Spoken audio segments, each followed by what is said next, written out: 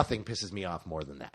And that's what somebody did. They said, I got to give this film some old bullshit. And it's like, oh, you got to be fucking kidding me. You're not even going to watch the film. It's one thing when people say, oh, I downloaded the bootleg and watched it and I disagree with you. That pisses me off enough. But even then, it's kind of like, well, at least you took the time to watch it, even though you bootlegged I understand, it. But damn it, man. Man, let me tell you something. It was your turn. Because this person you're talking about, and I'm not going to call him out either, but I will say, you're cool. And him and I, we're real cool with each other. I like this guy a lot.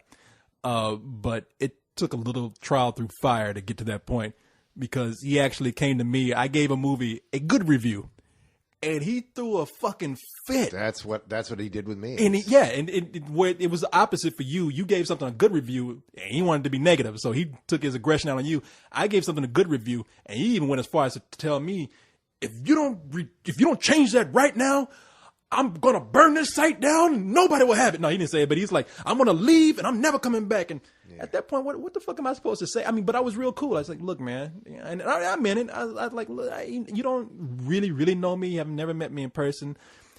Some people have a bigger attachment to things than I do. Well, the thing is that this happens to me all the time at one of my other sites where I write. I won't say where, but it's one of those things where I'll write a review and, the review will be a month, 2, 3 months out. And it'll be way before the movie comes out. And people go, no, I saw the trailer. That's a shitty movie. What the fuck do you think you're talking about? What? Wait, you haven't even seen the fucking film and you're going to slag on it? Or, see, at least I understand the people that defend a movie. That when you give a negative review and like, dude, this is a big old piece of shit. I wanted to love this, but it sucked. Dude, you don't know what you're talking about. This movie's going to be awesome. It's going to be the greatest movie since Godzilla 1998. It's going to be awesome. And then they walk in and it's Godzilla 1998 and they're like, oh, God. Oh, he tried to warn us. Well, I mean, but look, at least those people out there. I mean, I'm expecting those kind of remarks all the time. I mean, I give something a good review and some guy comes in, I'll rape your mother, you faggot. I mean, people are they're all out there all the time. No. One of him's going to be somebody else. You don't need to explain it to me. I'm talking about it for the benefit of those folks out there.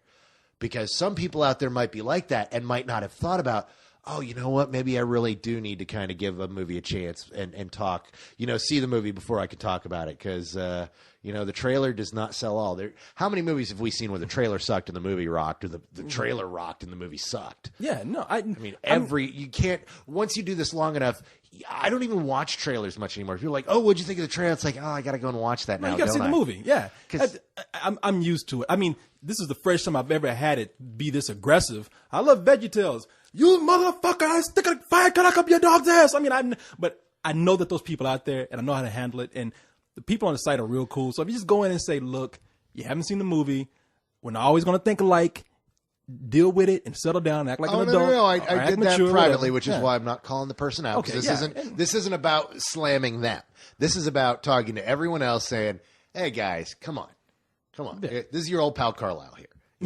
This is, if I like a movie, I like a movie. If you haven't seen it, shut the fuck up. Seriously, because I don't want to hear it. No. I mean, if you want to say, oh, dude, I really don't want to see that movie, it's like, okay, cool, it's not for you. Unless I'm like, dude, no, give it a shot. Because sometimes I'll be like that. Like, you and I have had those before where you're like, dude, I don't think, no, dude, trust me, go check it out. Sometimes you think I'm right, and sometimes I'm wrong, and, but at least you give it a shot. But I think it's so far after, and this isn't even talking about this guy, because I used to be the same way. I mean, I used to just, if somebody didn't like what I liked, well, you fucking stupid. I mean, but now after Corey used to be a douchebag? I know. Can you believe that? I mean, and I'm still kinda. I'm more douche than bag now, but at this point, you're more douche nozzle than douchebag. No more than douchebaggery. But I'd say so far as even just probably not even a year, I'm resolved to say, these are movies, man. And I don't give a shit, really. There's so much shit going on in the world. Last thing I'm going to worry about is a movie. Get mad at somebody over Transformers, Spider-Man, Shrek. I mean, who the fuck? I got to go home and look in the mirror and did I just really argue with somebody about Shrek? Exactly. You do this long enough, you get to that point where you're like, really? Yeah, but then again, even Shrek is looking at me like, what the fuck were you doing? But then there's, days where I'm just like, well, hell yeah, I argued about Shrek. You thought it was a halfway decent movie, and it was a piece of shit, motherfucker. I remember that conversation. No. And if we recall, I just want to put this out there for the record right now. So there is no more there was no more misunderstanding about this. Which, once they hear you bullshit right now, they can go and find the review on the site and watch Shrek again. And they see what you have to say. they can. And I said, if you actually listen to the audio, I lumped all these movies together. And I've said it over and over again. Some of these movies weren't out by the time I did the Shrek review, but at the time of the Shrek review, I said Shrek was the same as Spider-Man 3 and the same as Pirates of the Caribbean 3. Just the summer, and right now, so wrong because Pirates of the Caribbean 3. Not for me. And at this point right now, I would throw Die Hard 4 in there and Transformers. They were all big summer blockbusters. They were meant to be seen on the big screen for spectacle, but as far as being a good movie, nah. So that's my opinion. Except Transformers rocks. Transformers was fun. All of those movies were fun to me, but I didn't think that they were good movies per se. They were all stupid. And Shrek the Third were just awful. Now, see, that's where Leon and Cyrus gonna come in and say they loved Spider-Man 3. I know, and that's what we were all like. That was in their different. weird heroin phase. I understand that. The heroin, the blow. You do enough drugs and you stay up for a week and a half straight. All of a sudden, it makes sense that Spider-Man 3 might be a halfway decent like movie. Smoking that crack and Leon in there. God damn, a black Spider-Man. That's some shit. I've been waiting on this for years. That's right. First Darth Vader and now Spider-Man, bitch. We blacks are back. So, yeah, it was all racial. Batman, no! God damn it. So, let's see. The one black man we've got. Oh, speaking of movies that I think are great and I think everyone should see, you know what I'm going to say. No, I don't.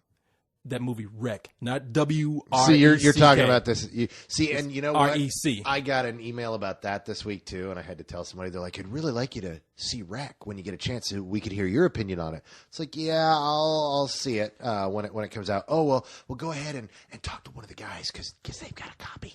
And it's like, I'm not going to watch a bootleg of this movie, dude. See, I don't mind. I don't care about watching a bootleg because the movies, there's no release date for it here. It is coming out here.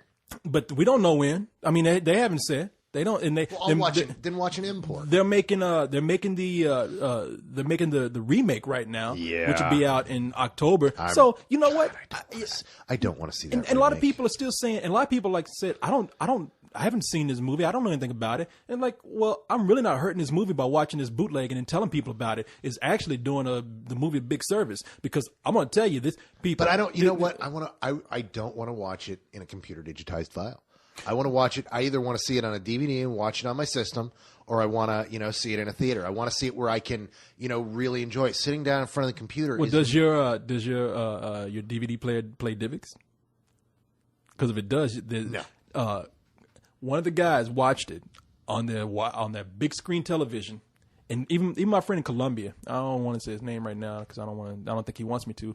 But he told me, he said, yes, put this on a DVD and watch it on your big screen TV. And I was like, wow. Wow, really? People from Colombia sound like they're from Africa. They do. But did I say Colombia? I meant Zimbabwe. Watch it on your big screen TV.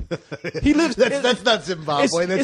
You're channeling the Eddie Murphy from Coming to America. Actually, it sounded more like what's his nuts from Last King of Scotland. Oh, it does. Forrest Whitaker. No, okay. I don't want to say anything. Carlisle, you are my greatest friend. Watch it on your big screen TV in America. Okay, Idi Amin's not dead. He's actually hidden somewhere, and he actually told me to watch Wreck, and that's why I didn't want to say his name, but that cat's out the bag now. He loved all the people eating. Yeah. He just dug the shit out. If there was any guy that loved horror, it's the guy that ate people, which was a myth, by the way. But he's still alive. He said, Cody, my friend, watch Wreck. It's the greatest movie. And from Colombia. But you can watch. Yeah, he's hiding in Colombia right now. No, seriously, man. I mean, I have serious issues with this bootlegging thing, man. Yeah, I said, I don't. You know what? I actually saw. Finally, they've finally gotten on the right track with these DVD bootlegging commercials.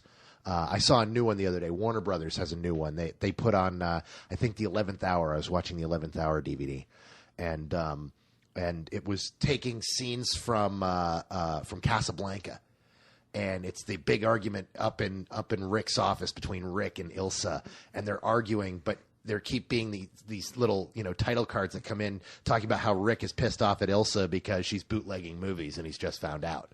and it was pretty funny, and it was entertaining in a sense of they're getting away. Just because entertaining is not going to make people stop. No, but they're getting on the right track. Because my opinion is they took the wrong tack with this. Because I hate the commercial. God, do I hate that? Well, you're taking my kids are starving because you're a bootlegger. No, not that one. It's the da da da da da da da da da. You wouldn't steal a TV. You wouldn't steal a handbag. You wouldn't steal a DVD. Oh, please. Bootlegging is stealing. And it's like, no, that's not. That's, you know what? If you want to make an effective commercial, you come in with that same music and you go, you wouldn't cock block your buddy. You wouldn't scam on your buddy's check. And then you wouldn't walk out on a check. Well, only a douchebag bootlegs movies. And I do all those.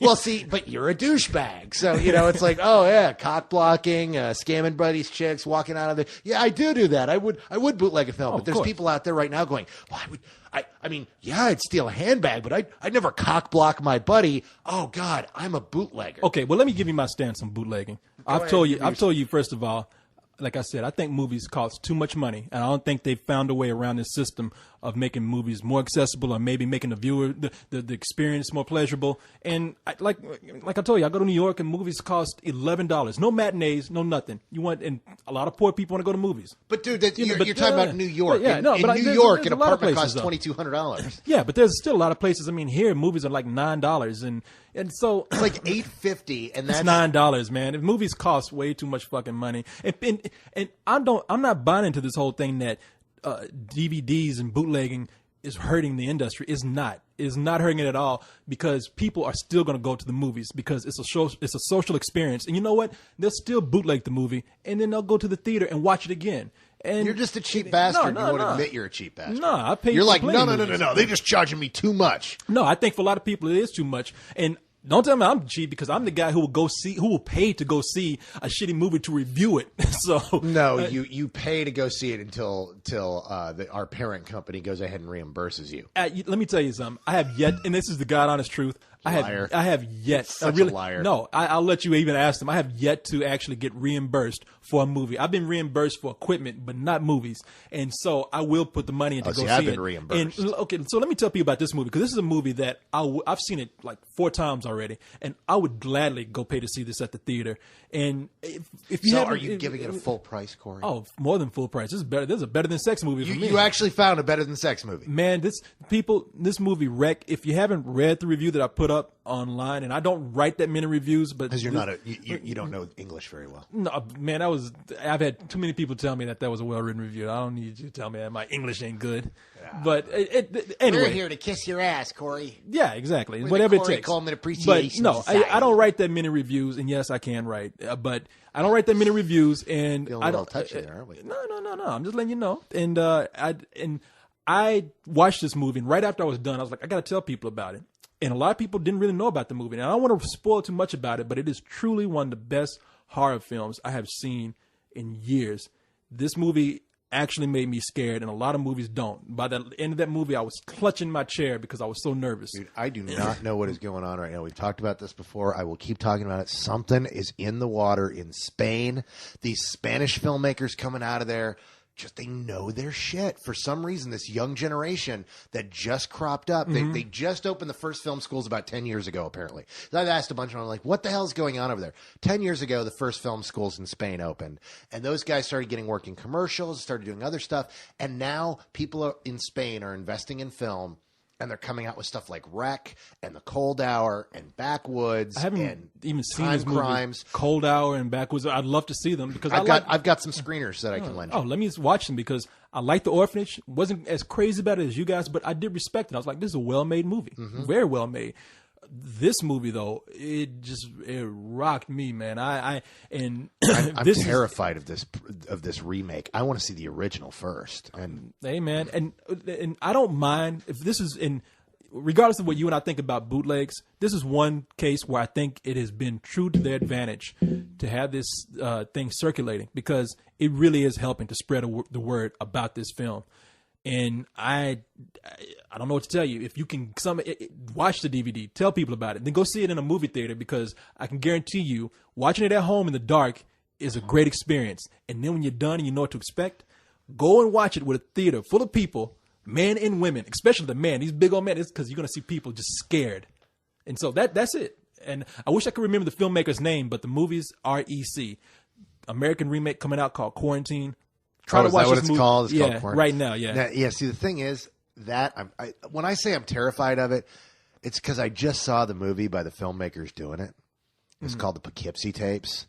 And it was really hyped up. It did halfway decent at a couple of film festivals, and it played at Butt-Numb-a-thon, and it just killed Butt-Numb-a-thon. It was the beginning of the end of that evening, and it was one of those things where a couple of reviews went up and they were negative, and it got out of hand. But eventually, what happened was everybody who hated the movie just started hammering reviews all over the place, and people started going, oh wait, maybe God, this movie's bad.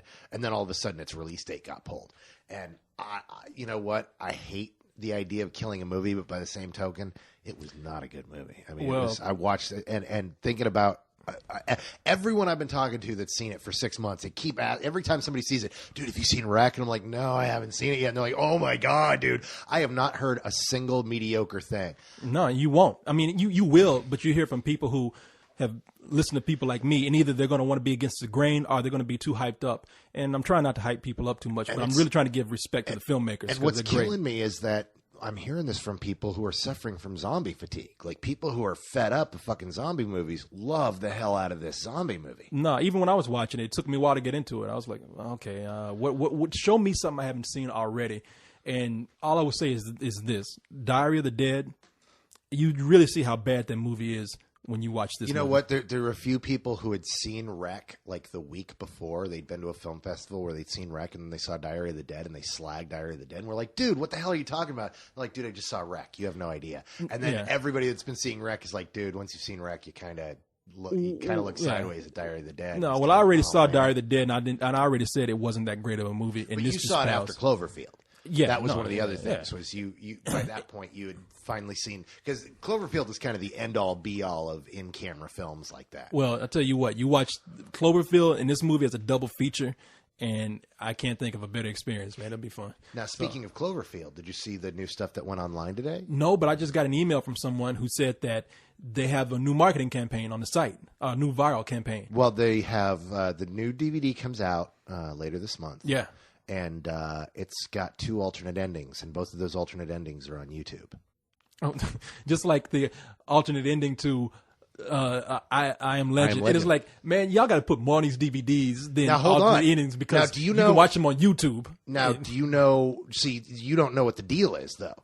What's the deal? With I Am Legend? Yeah, they put the ending on YouTube, but I Am Legend is a 2-disc set.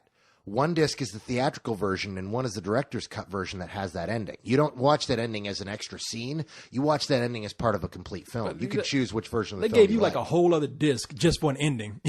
No, just for a whole separate film. Some people don't like that ending. I mean, that was your guys' issue with the film, was you walked out of that movie going, you know what, I really didn't like that ending. I loved that ending. Will Smith blew himself up? What the hell? I mean, you know what? You get to watch a version exists. A full version exists where Will Smith doesn't blow himself up. Yeah. No, he sets himself on fire. No, I ain't gonna do that. It's actually, I think the new ending's a better ending. But I thought that was a really nice touch. I've got the special edition of I Am Legend. I'm just saying, I mean, if you can watch it on, like, I'm not gonna buy this DVD now when I watch it on YouTube.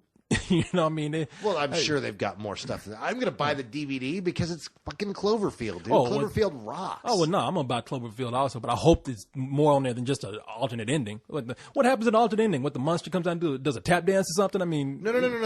Actually, the alternate endings are really just kind of different variations on the theme. They're different. They're the last final moments when they're sitting there under the bridge. Yeah. And... things go down a little differently each time. And the monster picks up a camera and starts talking to it. No, it's actually it's the same stuff you're familiar with. It just happens differently. There's one version where, well, I'm not going to spoil it, but there's slight differences. But if you know the film well, they're kind of big differences. Hey, I don't know what time we actually started, but I want to get in something before let's wrap this up. Let's helicopter it. And you know what it is. Do I? Yeah. What's the biggest thing that probably happened this weekend?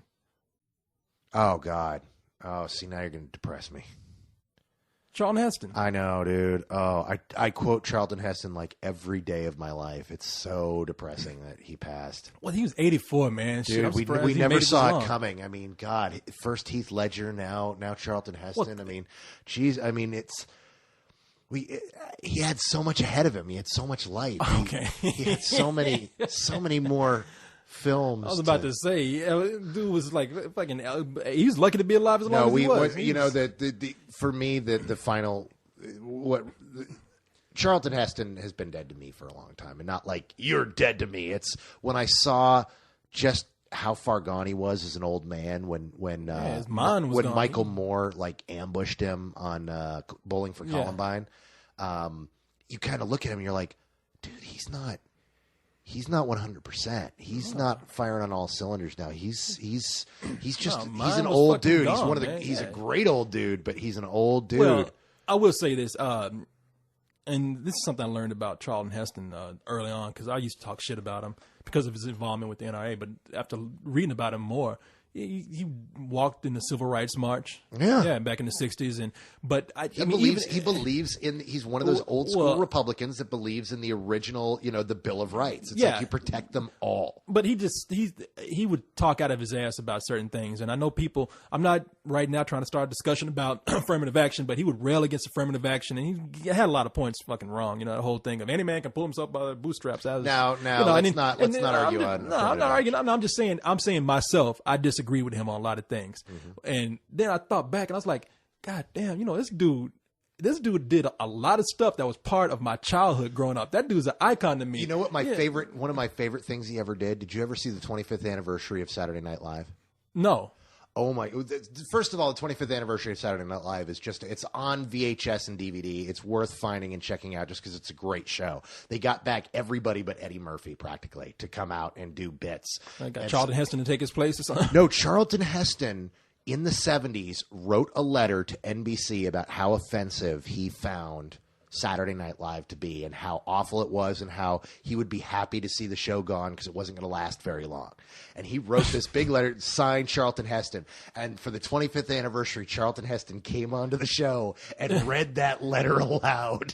And it was a thing of beauty. He was a cool dude, man. I mean, I'm just thinking back to my childhood and I'm thinking, man, how many things I look forward to that had Charlton Heston. Get your hands off of me. Well, that was damn dirty ape. Nah, but before that, when I was a kid, every Easter, I used to look forward to the Ten Commandments, forward to him parting the Red Sea, man.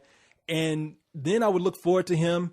You're right. Only Charlton Heston could play both the most famous Jew in the world and a Mexican. Well, yeah, that's what I was going to say. He was in one of my favorite Orson Welles movies. He looked like somebody who just had a bunch of shit on his face trying to play Mexican, but it was Touch of Evil was the movie. Yep. And then, of course, as you say, Planet of the Apes, he's out there fighting the monkey man, But Soylent Green is people. I was just about to say, people. Even his shittiest movies, man. He was fucking great. Yeah, he made quotes out of them. I mean, and let's not forget, even with him becoming more and more conservative as he got older, he was kissing that sister in Omega Man. So he's... Well, I mean, there's a difference between being conservative and being a racist. I mean, come on, man. I didn't say he was a racist, but I think he was just kind of ignorant in his politics as he got older. Well, no, let's not argue about politics. No, here, I'm not arguing about politics. No, I'm not arguing about politics at all. I'm just saying that, like I said, I disagreed with him on a lot of things, and I thought he was kind of a prick as I got older. But then, upon reflection, I mean, I did this a while back. You kind of earned the right to be a prick, though. Once you get to that age, you've earned it, and that dude earned it. Come on. I'm just wondering how many jokes there's going to be now where, like, people are saying, a quote where he says, if you want to take my rifle, you can pry it from my cold, dead hands. And people are like, well, we can do that now. See, that should have been the tagline on CNN is, liberals go to Charlton Heston's house to get his rifle. Yeah, exactly. I wonder if he was on his deathbed and just had one moment of clarity. He's like, oh, fuck, I shouldn't have said that.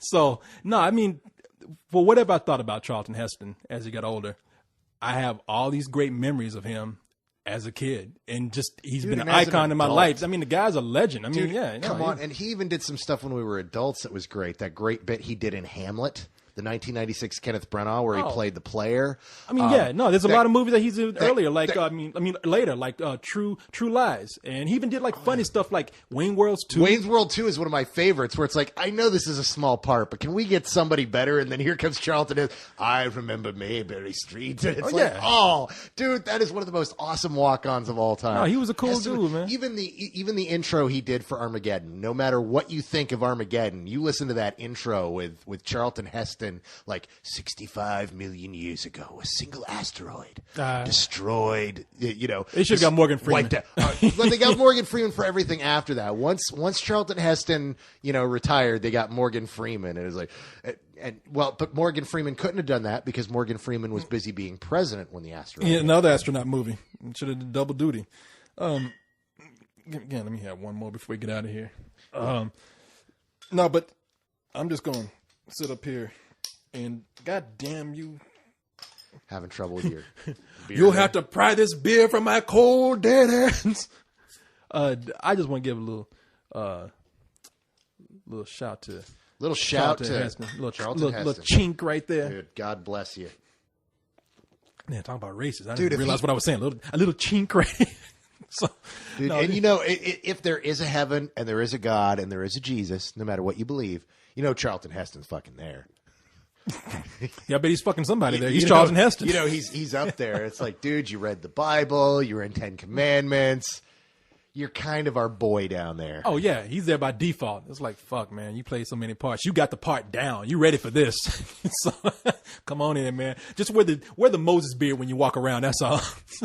I mean, I was thinking about some of the shit that he had done besides, look, we know him for the 10 Commandments. We know him for Ben-Hur. But I'm thinking about Ben-Hur, El Cid. El Cid, dude, which they just put out on DVD. Our Spanish teacher made us watch this shit when I was in high school, and everybody was like, fuck, I don't want to watch this Charlton Heston movie. And then I saw it, and everybody was like, whoa, that jousting scene in there, like, rewind that, man. Rewind. Dude, El Cid's rewind that shit. That's how we told our teacher. Rewind that shit. So it's crazy. I had some teachers like that in high school where it's like, yeah, we're going to show you this movie. Since we just watched Hamlet, I thought maybe we should show you Rosencrantz and Guildenstern Are Dead. Well, that sounds like it's got to be boring. Whoa. They pull some shit out like that. Another one, when I took Latin in high school, they showed us a funny thing happened on the way to the forum. You ever see that? No. One of the greatest musicals ever. Oh, my God. It's fucking hilarious. Yeah, no, I've seen it. It's all about sex, dude. It's awesome. No, but Heston, man, El Cid was pretty awesome. I wondered, Charlton Heston was one of those guys back in the day. Like, he was the Schwarzenegger of his time. He was that strong guy. Yeah. You got to wonder, how much fucking did Charlton Heston do back in his day? Really? You got to wonder that? In the 60s, Charlton Heston? That's what I'm saying. In his prime? In that astronaut suit? Dude, he did a lot of monkeys. Oh, I bet he made him wear the monkey mask and everything. I'm just thinking, like... Get your damn hands off of me, you damn dirty ape, and give me your lips. Put your ass on me, you damn dirty ape. Nah, Charlton Heston, man, that's why he's a hero of mine, because he was getting some ass back then. But is that why he's a hero of yours, Corey? Man, that's why he's one of them. Him and Clooney. Ballooney. I want to be Blooney. Want to be a Bleston. So no, Bleston sounds like something you drive in the hood. Dude, he just rolled up in his Bleston. No, here's to Charlton Heston, man, and my man. Yeah, got to give it to him. He was a legend. He might be gone, but he will be remembered for a long time. He did a lot of shit. He was the man. So before we go, there was one guy who was on the site sent an email in. And there we go. And it is good advice. I mean, we don't have to concentrate on it too much, but it's something that I want to just say real quick because a lot of people ask me about how to start making movies. Like, first of all, I don't make movies. I'm not in Hollywood. I'm not a professional guy. I'm not a producer. So, I mean, I'm a guy in Texas. So if you're asking me how you break into the industry, I don't know. When you find out, let me know. But this is one thing I've been telling people when they want to know what their first step should be. And they have a guy right here who says he's in the business. Now, I don't know what he does. He could be the trash guy at a studio. But he says, one of the things that I really learned about being in this business is this. Move to L.A. When I was making the decision to move down here, I was deliberating between L.A. and New York. New York was more television. LA had a lot more film stuff going on. I never could have been doing what I'm doing now had it not been for that decision. And I can't say how true that is, because chances are I hear it from a lot of people. No, I mean, here in Austin, I mean, people kept saying Austin is going to be the LA of Texas. And it's like, no, they're going to come here and shoot shit cheap, and then they're going to go back to LA. That's right. And all these people here who think they're going to be actors, you're playing around, because you ain't going to make it here. I'm telling people right now here in Austin, if you want to make it, go to LA. You know, I mean, we don't have any huge actors who have come out of here. We don't have any Renee Zellwegers or Sandra Bullock, Matthew McConaughey. They didn't come out of Austin. I'm telling you, they definitely Ethan Hawke's. No, but they moved and made it elsewhere. I'm totally kidding. Yeah, no, those guys made it from here, but they're few and far between. They're so few and far between. Did Sandra Bullock make it here? Because you know what? I think she actually moved here. Yeah, no, I mean, if you're lucky to hook up with a filmmaker here, because that's what Matthew McConaughey kind of did. I mean, as a matter of fact, I mean, there's 3 more people who made it, and those would be the Wilson brothers, Owen Wilson, Luke Wilson, but they made it out of Dallas. But yeah, and they hooked up with a guy who became a filmmaker. I mean, a big name filmmaker. Wes Anderson. Became a big name filmmaker, Wes Anderson. Yeah. So if you can latch yourself onto someone, or if you can make it with someone who's now arguably Owen Wilson wrote all 3 of Wes Anderson's first films with Wes Anderson. Well, when I say latch yourself onto, I'm talking about either tagging along or working on somebody's project. And this is good advice for you, because that's what you did with me. You latched onto me, and look, I here brought I you am. here. Look at here, and now you bring the beer, at least for every other week. Every week I was having to buy my own beer, but now you bring it. So I bring it. So I guess we've ran for about an hour now, man. Cool. Well, it's time to go home then. And it's time to go. Any closing words there? Charlton Heston, dude. My man. Here, one more. Here's to you. Tell the devil, get your damn hands off me, you damn dirty ape. Save a piece of ass for me when I get to heaven. Don't take it off. Dude, you know he's up there partying with Yul Brynner. Exactly. Dude, he had yes, he is. Yeah, Yul Brynner's like, it took you long enough, asshole. Well, I had to do that whole NRA thing. Yeah, I think he's probably even smoking weed with Richard Pryor. I wouldn't be surprised. Richard Pryor's not dead. Oh, him and Tupac hanging out somewhere? With Elvis and Bigfoot. That's right. Tupac, Elvis, and Bigfoot. That's the album I want to hear. Yeah. See, you know what? The way things are right now, they would do an Elvis. They would do an album together. Yeah, Bigfoot come in with that one chorus like Chewbacca. Did you not see that SNL skit with where God, why can't I not think of Diamond? Diamond Dave? No, something Diamond. Lou Diamond Phillips? I don't know. The singer. I'm totally Neil Diamond. Neil Diamond. Yeah, with Neil Diamond, where Will Smith is doing. No, not Will Smith. This is all fucked up, dude. I'm like, I don't feel so down. bad now. I do this Will Ferrell is doing. How you get Will Ferrell and Will Smith mixed up? Because I said Will, and Will Ferrell was doing Neil Diamond, where Neil Diamond did an album on shrooms with Bigfoot. And it's like one of the funniest things Will Ferrell's ever done. Let me guess. Will Ferrell was Bigfoot. No. Will Ferrell was playing Neil Diamond. Oh, he did a whole series of Neil Diamond bits. Will Ferrell's hairy enough to be a goddamn Bigfoot. Anyway, we're supposed to be going out here. And I see what you made me do. You made me talk about Will Ferrell. I was ready to go. Well, then let's go. Okay. All right. So this has been A Couple of Cold Ones with Corey and Carlisle. Good night, everybody. So sexy. So sexy. I think you need a back rub.